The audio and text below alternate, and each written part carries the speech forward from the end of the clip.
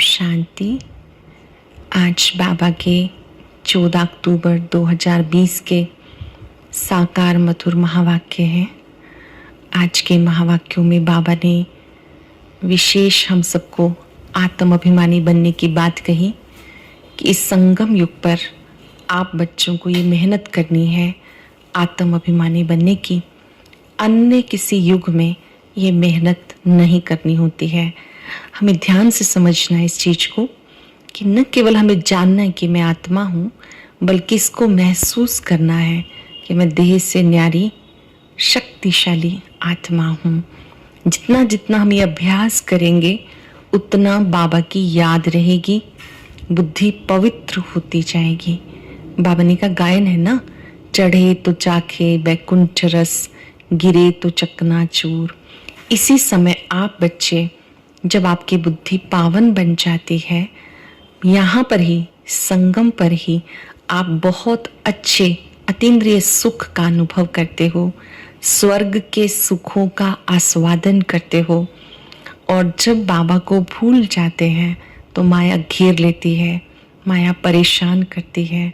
फिर बाबा ने कहा निर्मल स्वभाव ये सफलता की निशानी है। निर्मल स्वभाव वाले बनो, मन में किसी के लिए कोई मैल ना हो। अगर है तो हमें पहले स्वयं को भी कष्ट देती है, फिर अन्य आत्माओं को भी। इसके साथ साथ बाबा ने हमें कुछ सत्युगी दुनिया की बातें बताई। अब हम सुनते हैं बाबा की मधुर बोल, बाबा के शब्दों में। बाबा ने कहा मीठे बच्चे, संगम युग पर तुम्हें आत्म अभिमानी बनने की मेहनत करनी पड़ती है। सत्युग अथवा कलयुग में ये मेहनत नहीं होती है। सत्युग में भी ये मेहनत नहीं, कलयुग में भी नहीं। क्वेश्चन है, श्री कृष्ण जी का नाम उनके माँ बाप से अधिक बाला है, क्यों? श्री कृष्ण जी का नाम उनके माता पिता से अधिक बाला क्यों है? क्योंकि श्री कृष्ण जी से पहले जिनका भी जन्म होता है वो जन्म योग बल से नहीं होता है। श्री कृष्ण के माँ बाप ने कोई योग बल से जन्म नहीं लिया है। पहली बात, श्री कृष्ण जी योग बल की प्रथम संतान हैं। उनके माता पिता का जन्म कोई योग बल से नहीं होता है। दूसरा, पूरी कर्मातीत अवस्था वाले श्री राधे श्री कृष्ण ही हैं, वही सदगति को पाते हैं। जब सब पाप आत्माएं खत्म हो जाती हैं तब गुलगुल नई दुनिया में श्री कृष्ण जी का जन्म होता है, उसे बैकुंठ कहा जाता है। तीसरी बात, संगम पर श्री कृष्ण जी की आत्मा ने सबसे अधिक पुरुषार्थ किया, इसलिए उनका नाम बाला है। किस रूप में किया? पिता श्री ब्रह्मा के रूप में सबसे अधिक पुरुषार्थ किया, इसलिए उनका नाम अधिक बाला है। ओम शांति। मीठे मीठे रूहानी बच्चों को रूहानी बाप बैठ के समझाते हैं। 5 वर्ष के बाद एक ही बार बच्चों को आके पढ़ाते हैं, पुकारते भी हैं, हम पतितों को आकर पावन बनाओ। सिद्ध होता है ये पतित दुनिया है। नई दुनिया पावन दुनिया थी। नया मकान खूबसूरत होता है, पुराना जैसे टूटा फूटा हो जाता है, बरसात में गिर पड़ता है। अब तुम बच्चे जानते हो बाबा आया है नई दुनिया बनाने। अच्छे से महसूस करेंगे कि बाबा किस लिए आया है, दुनिया नई बनाने। अभी पढ़ा रहे हैं, फिर 5 वर्ष के बाद पढ़ाएंगे। ऐसे कभी कोई साधु संत आदि अपने फॉलोअर्स को नहीं पढ़ाएंगे, उनको ये पता ही नहीं है, ना खेल का पता, क्योंकि निर्वृत्ति मार्ग वाले हैं। बाप बिगर कोई भी सृष्टि के आदि मध्यंत का राज समझा ना सके।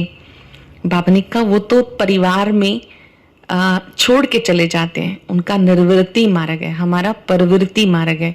अर्थात परिवार में रहते हुए सब कुछ करना, घर बार छोड़ के नहीं, सन्यासियों का निर्वृत्ति मार्ग है। बाप बिगर कोई भी सृष्टि के आदि मध्यंत का राज समझा ना सके।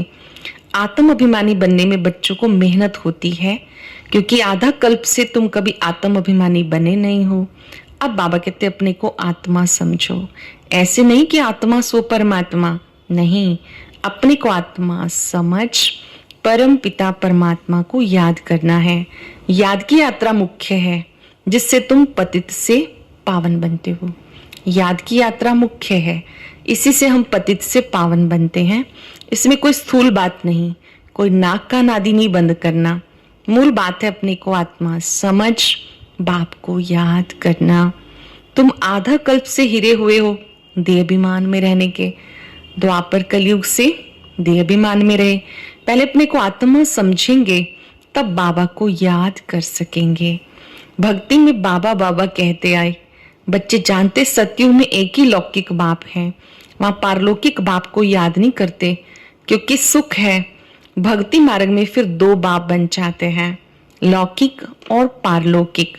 सतयुग में है एक पिता, द्वापर में है दो पिता, संगम युग पर तीन पिता। समझेंगे इस बात को। अभी हमारे तीन पिता लौकिक, अलौकिक प्रजापिता ब्रह्मा बाबा, पारलौकिक शिव बाबा। दुख में सब पारलौकिक बाप को याद करते हैं।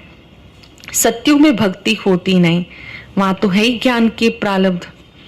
ऐसे नहीं कि ज्ञान रहता है, इस समय के ज्ञान की प्रारब्ध मिलती है। बाबा तो एक बार आते हैं, आधा कल्प बेहद के बाप का सुख का वर्षा रहता, फिर लौकिक बाप से अल्पकाल का वर्षा मिलता। ये मनुष्य नहीं समझ सकते, ये है नई बात। 5000 वर्ष में संगम युग पर एक ही बार बाबा आते हैं। एक कल्प में एक ही बार शिव बाबा लेते अवतार ब्रह्मा तन में आते हैं। जबकि कलयुग अंत सतयुग आदि का संगम होता है, तब बाबा आते हैं नई दुनिया फिर से स्थापन करने। नई दुनिया में लक्ष्मी नारायण का राज्य था, त्रेता में राम राज्य था। बाकी देवताओं आदि के जो इतने चित्र बनाए वो है भक्ति मार्ग की सामग्री। बाबा कहते हैं इन सबको भी भूल जाओ, अब अपने घर को, नई दुनिया को याद करो। इस समय जब बाबा मिला मतलब भक्ति का फल मिला, तो बाप को याद करो, नई दुनिया को याद करो। ज्ञान मार्ग है समझ का मार्ग, जिससे तुम 21 जन्म समझदार बन जाते हो। ज्ञान मार्ग समझ का मार्ग है, इससे तुम 21 जन्म के लिए समझदार बन जाते हो। कोई दुख नहीं रहता है। सतयुग में कभी कोई ऐसा नहीं कहेंगे कि हमें शांति चाहिए। यहाँ तो हर एक व्यक्ति यही कहता है ना, मुझे शांति चाहिए। सतयुग में कभी कोई नहीं कहेगा। कहा जाता है मांगने से मरना भला। बाबा तुम्हें ऐसा साहूकार बना देते जो देवताओं को भगवान से कोई चीज मांगने की दरकार नहीं रहती। यहाँ तो दुआ मांगते हैं। पोप आदि आते हैं, कितने दुआ लेने जाते हैं। पोप कितनों की शादियां कराते हैं। बाबा तो ये काम नहीं करते हैं। भक्ति में जो पास्ट हो गया अब हो रहा है, सो फिर रिपीट होगा। दिन प्रतिदिन भारत कितना गिरता जाता है। अब तुम हो संगम पर, बाकी सब है कलयुगी। जब तक यहाँ ना आए तब तक कुछ भी समझ ना सके कि अब संगम है या कलयुग है। जब तक कोई बाबा को ना पहचाने तब तक उसे पता नहीं कि कलयुग चल रहा है या संगम युग। बाबा ने ही संगम युग का ज्ञान दिया। एक ही घर में बच्चे समझते हैं संगम पर हैं, बाप कहेंगे हम कलयुग में हैं, तो कितनी तकलीफ हो जाती है। जैसे एक ज्ञान में चलता है, एक नहीं चलता है, तो बहुत विरोध होता है ना, एक दूसरे की टांग खींचते हैं। तो बाबा कहते फिर कितनी तकलीफ होती है, खान पान आदि का भी झंझट हो जाता है। तुम संगम युगी हो, शुद्ध पवित्र भोजन खाने वाले।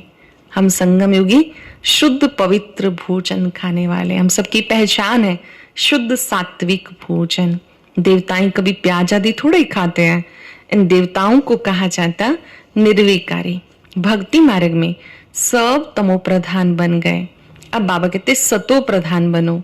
कोई भी ऐसा नहीं है जो समझे कि आत्मा पहले सतो प्रधान थी फिर तमो प्रधान बनी, क्योंकि वो तो आत्मा को निर्लेप समझते हैं। आत्मा सो परमात्मा कह देते हैं।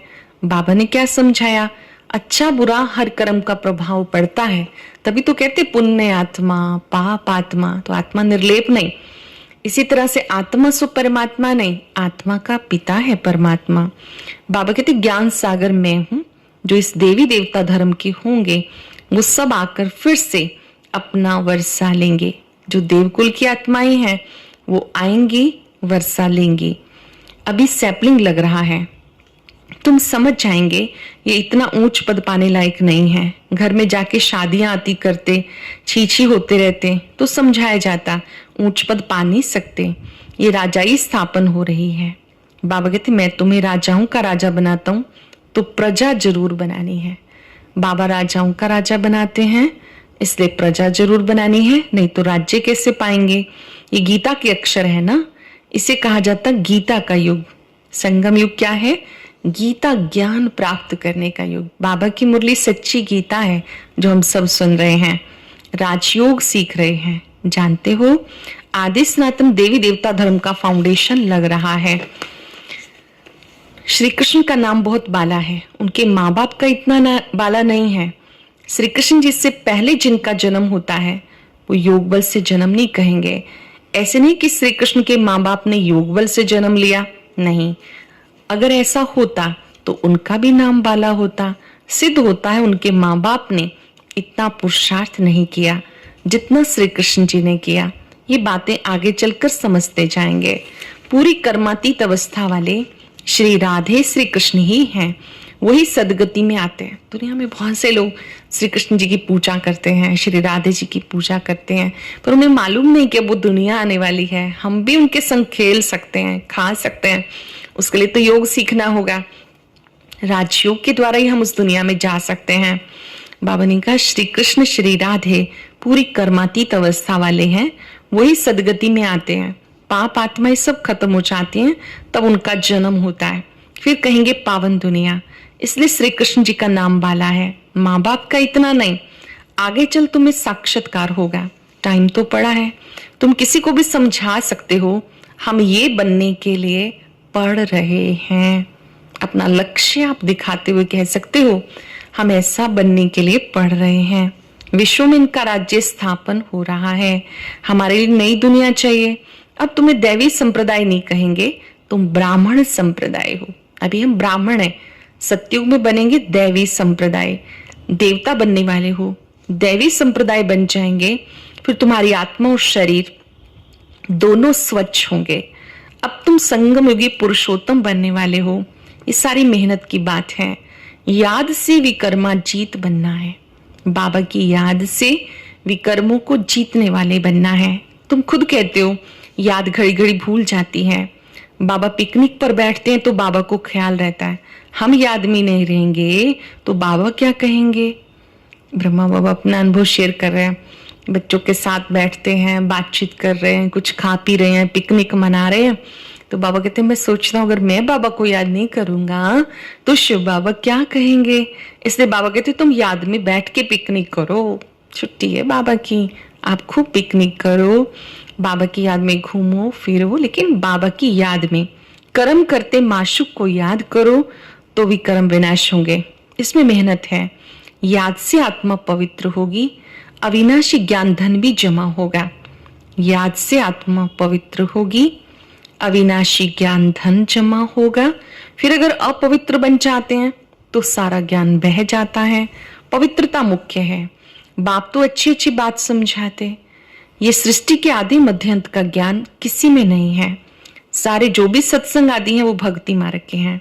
बाबा ने समझाया भक्ति वास्तव में प्रवृत्ति मार्ग वालों को करनी है। तुम्हारे में कितनी ताकत रहती है, घर बैठे तुम्हें सुख मिल जाता। सर्वशक्तिवान बाप से तुम इतनी ताकत लेते हो। सन्यासियों में भी पहले ताकत थी, जंगलों में रहते थे, अब तो कितने बड़े बड़े फ्लैट बना के रहते हैं। अब वो ताकत नहीं, जैसे तुम्हारे में पहले सुख की ताकत थी फिर गुम हो जाती। उनमें भी पहले शांति की ताकत थी, अब वो ताकत नहीं रही है। आगे सच कहते थे, रचता और रचना को हम नहीं जानते, और अभी तो अपने को ही शिवो हम कह देते हैं। पहले वाले सन्यासी सच कहते थे, हम नहीं जानते रचता कौन रचना कौन। आजकल अपने आप को शिवो हम कह देते। बाबा समझाते सूर्यवंशी चंद्रवंशी दोनों राजाई स्थापन हो रही हैं। ब्राह्मण कुल स्थापन हो चुका है। ब्राह्मण ही सूर्यवंशी चंद्रवंशी बनते हैं। ध्यान से समझेंगे, अभी हम ब्राह्मण हैं, हम सब में से जो अच्छा पुरुषार्थ करते हैं वो सूर्यवंशी, जो थोड़ा सा कम रह जाएंगे वो चंद्रवंशी, जो अच्छी रीति मेहनत करेंगे वो सूर्यवंशी बनेंगे। और धर्म वाले जो आते हैं वो आते हैं धर्म की स्थापना करने, पीछे उस धर्म की वृद्धि होती रहती है। बाबा ने कहा पहले धर्म संस्थापक, फिर धीरे धीरे उनकी वृद्धि होती जाती है। तुम्हारा बीज रूप कौन है? क्योंकि बाबा आकर स्वर्ग की स्थापना करते ब्रह्मा द्वारा। ब्रह्मा कोई प्रजापिता कहा जाता है। शिव बाबा कहते तुम मेरे बच्चे हो। ब्रह्मा कहते तुम मेरे साकारी बच्चे हो। अब तुम काले छीछी बन गए, फिर ब्राह्मण बने हो। संगम पर पुरुषोत्तम देवी देवता बनने की मेहनत करते हो। संगम पर हमें पुरुषोत्तम बनना है, मनुष्य से देवता बनने का पुरुषार्थ करना है। देवताओं को और शूद्रों को कोई मेहनत नहीं करनी है, तुम ब्राह्मणों को मेहनत करनी है। हम कौन है? ब्राह्मण। हमें ही मेहनत करनी है देवता बनने के लिए। बाप आते संगम पर। ये बहुत छोटा युग है, इसे लीप युग कहते हैं। कौन सा युग है? लीप युग। बाबा कहते हैं संगम पर, ये जो संगम है छोटा सा लीप युग है, इसे कोई नहीं जानते। बाबा को भी मेहनत लगती है। ऐसे नहीं कि झट से नई दुनिया बन जाती है, तुम्हें देवता बनने में टाइम लगता है। ऐसे नहीं कि एकदम नई दुनिया बन जाती है। हम अपने देवत्व को प्राप्त करें, पुनः अपने अंदर दिव्य गुणों को उजागर करें, उसमें वक्त लगता है। जो अच्छे कर्म करते हैं तो अच्छे कुल में जन्म लेते हैं। अब तुम नंबरवार पुरुषार्थ अनुसार गुलगुल बन रहे हो, आत्मा ही बनती है। अब तुम्हारी आत्मा अच्छे कर्म सीख रही है, आत्मा ही अच्छे बुरे संस्कार ले जाती है। अब तुम गुलगुल बनकर अच्छे घर में जन्म लेंगे। यहाँ जो अच्छा पुरुषार्थ करते हैं जरूर अच्छे कुल में अच्छे जन्म लेते हैं। बाबा ने कहा जो अच्छा पुरुषार्थ करेंगे ना, उनका जन्म अच्छे घराने पे होगा, क्योंकि जैसे संस्कार होते हैं उसी अनुसार जन्म मिलता है। नंबरवार तो है ना, जैसे जैसे कर्म करते हैं ऐसा जन्म। जब बुरे कर्म करने वाले बिल्कुल खत्म हो जाते हैं, फिर स्वर्ग स्थापन हो जाता है छांट छूट के। तमो प्रधान जो भी है खत्म हो जाते हैं, फिर नए देवताओं का आना शुरू होता है। जब भ्रष्टाचारी बन खत्म हो जाते तब श्री कृष्ण का जन्म होता। तब तक बदली सदली होती रहती है। जब कोई छीछी नहीं रहेगा तब श्री कृष्ण आएगा। अब तब तक तुम आते जाते रहेंगे। श्री कृष्ण को रिसीव करने वाले माँ बाप भी पहले से चाहिए ना, फिर सब अच्छे अच्छे रहेंगे, बाकी चले जाएंगे, तब उसको स्वर्ग कहा जाता। तुम श्री कृष्ण को रिसीव करने वाले रहेंगे, भले तुम्हारा छीछी जन्म होगा, क्योंकि रावण राज्य है, शुद्ध जन्म तो हो ना सके। गुलगुल जन्म श्री कृष्ण का है, जो पहले पहले होता है। श्री कृष्ण जी नंबर 1 बहुत सुंदर खुशबूदार फूल हैं जिनका जन्म होता है सतयुग में। उसके बाद नई दुनिया बैकुंठ कहा जाता। श्री कृष्ण बिल्कुल गुलगुल नई दुनिया में आएंगे। रावण संप्रदाय बिल्कुल खत्म हो जाएगी। जब श्री कृष्ण जी आएंगे तो ये रावण संप्रदाय, 5 विकारों वाली दुनिया खत्म हो जाएगी। श्री कृष्ण का नाम, उनके माँ बाप, इस समय सारा झाड़ तमो प्रधान है, इसलिए साधुओं आदि का भी उद्धार करने में आता हूँ। ये दुनिया बदलनी है, सब आत्माएं वापस चली जाएंगी, एक भी नहीं जिसको ये पता हो कि हमारी आत्मा में अविनाशी पार्ट भरा हुआ है, जो फिर से रिपीट करेंगे। आत्मा इतनी छोटी है और उसमें अविनाशी पार्ट भरा है जो कभी विनाश को नहीं पाता। छोटी सी बिंदी आत्मा है और उसमें 84 जन्मों का अविनाशी पार्ट है। ये बात कोई भी नहीं जानता। इसमें बुद्धि बहुत अच्छी चाहिए, पवित्र चाहिए। वो तब होगी जब याद की यात्रा में मस्त होंगे, अटेंशन देंगे। बुद्धि पवित्र कब बनेगी? जब याद की यात्रा में मस्त होंगे। मेहनत सिवाय ऊंच पद थोड़ा ही मिल सकता है, बिना मेहनत किए ऊंच पद थोड़ा ही मिल सकता है। चढ़े तो चाखे बैकुंठ रस, गिरे तो चकनाचूर। कहाँ ऊंचते ऊंच राजाओं का राजा, डबल सिरताज कहाँ प्रजा। पढ़ाने वाला एक है, इसमें समझ बड़ी अच्छी चाहिए। बाबा बार बार कहते याद की यात्रा मुख्य है। मैं तुम्हें पढ़ाकर विश्व का मालिक बनाता हूं, तो टीचर गुरु भी होगा। बाबा तो है टीचर्स का भी टीचर, सभी बापों का बाप, पतियों का पति। शिव बाबा सभी का पिता है। दुनिया में जितने भी शिक्षक हैं, जितने भी टीचर्स हैं, उनका भी टीचर, बापों का भी बाप, पतियों का भी पति। ये तुम बच्चे जानते हो, हमारा बाबा बहुत प्यारा है। पूछ लेंगे बाबा हमें कितना प्यारा लगता है? लगता है सचमुच प्यारा लगता है तो उसकी याद स्वतः रहनी चाहिए। ऐसे बाबा को तो बहुत याद करना है। प्यारा है बाबा, कितना प्यारा है कि उससे प्यारा कोई और नहीं। ऐसे बाबा को बहुत याद करना है, पढ़ना भी पूरा है। बाबा को याद ही नहीं करेंगे तो पाप नष्ट नहीं होंगे। बाबा सब आत्माओं को साथ ले जाएंगे, बाकी शरीर सब खत्म हो जाएंगे। आत्माएं अपने अपने धर्म के सेक्शन में जाके निवास करती हैं। मूल वतन में सब आत्माओं का झाड़ है, सब अपने अपने सेक्शन में जाएंगे, वहां पर रुकेंगे। ऊपर सबसे पहले शिव बाबा हैं, फिर उसके बाद 2 बड़ी आत्माएं दिखाई हुई हैं केवल पहचान के लिए, साइज तो एक जैसा ही होता है, श्री लक्ष्मी नारायण। फिर उसके बाद देवकुल की आत्माएं, फिर उसके बाद धर्म संस्थापकों की आत्माएं, फिर उसके बाद अन्य आत्माएं। ऐसे बाबा कहते हैं मूल वतन में भी झाड़ है, सब अपने अपने सेक्शन में निवास करेंगे। अच्छा, मीठे मीठे सिक्के लदे बच्चों प्रति माता पिता बाप दादा का याद प्यार गुड मॉर्निंग। रूहानी बाप की रूहानी बच्चों को नमस्ते। रूहानी बच्चों की रूहानी बाप दादा को नमस्ते, गुड मॉर्निंग। शुक्रिया बाबा, शुक्रिया। धारणा के लिए सार। विचार करें आज मुझे बाबा की कौन सी बात दिल को स्पर्श कर गई जिसे मैं करने के लिए तैयार हूं। चिंतन करेंगे कुछ सेकंड और सुनेंगे। बुद्धि को पवित्र बनाने के लिए याद की यात्रा में मस्त रहना है। कर्म करते एक माशुक याद रहे तब विकर्मा जीत बनेंगे। कर्म करते एक माशुक याद रहे तब विकर्मा जीत बनेंगे। इस छोटे से युग में मनुष्य से देवता बनने की मेहनत करनी है। अच्छे कर्म के अनुसार अच्छे संस्कारों को धारण कर अच्छे कुल में जाना है। बहुत सुंदर वरदान। जहान के नूर बन भक्तों को नजर से निहाल करने वाले दर्शनीय मूर्त भव। जहान के नूर बन भक्तों को नजर से निहाल करने वाले दर्शनीय मूर्त भव। सारा विश्व आप जहान के आंखों की दृष्टि लेने के लिए इंतजार में है। जब आप जहान के नूर अपनी संपूर्ण स्टेज तक पहुंचेंगे, संपूर्णता की आंख खोलेंगे, तब विश्व में विश्व परिवर्तन होगा। फिर आप दर्शनीय मूर्त आत्माएं अपनी नजर से भगत आत्माओं को निहाल कर सकेंगी। नजर से निहाल होने वालों की लंबी क्यों है, इसलिए संपूर्णता की आंख खुली रहे। आपकी संपूर्णता की आंख खुली रहे। आंखों का मलना, संकल्पों का गुटका व झुटका खाना बंद करो, तब दर्शनीय मूर्त बन सकेंगे। सरल शब्दों में, कहीं पर भी संकल्पों में उलझना नहीं, कंफ्यूज नहीं होना, कभी मन में कोई हलचल ना हो, तब दर्शनीय मूर्त बन सकेंगे। स्लोगन है निर्मल स्वभाव निर्माणता की निशानी है। निर्मल बनो तो सफलता मिलेगी। निर्मल स्वभाव निर्माणता की निशानी है। निर्मल बनो तो सफलता मिलेगी। आज हम सब अभ्यास करेंगे। मैं दर्शनीय मूर्त आत्मा हूं। विश्व की सभी आत्माएं बाबा से दृष्टि पाकर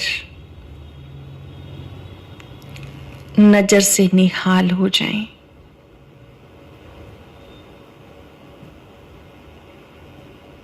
बाबा की दृष्टि से आत्माएं नजर से निहाल हो जाती हैं। ओम शांति। आज की अव्यक्त मुरली जरूर सुने। उसके लिए ऊपर दिए गए बॉक्स को टच करें।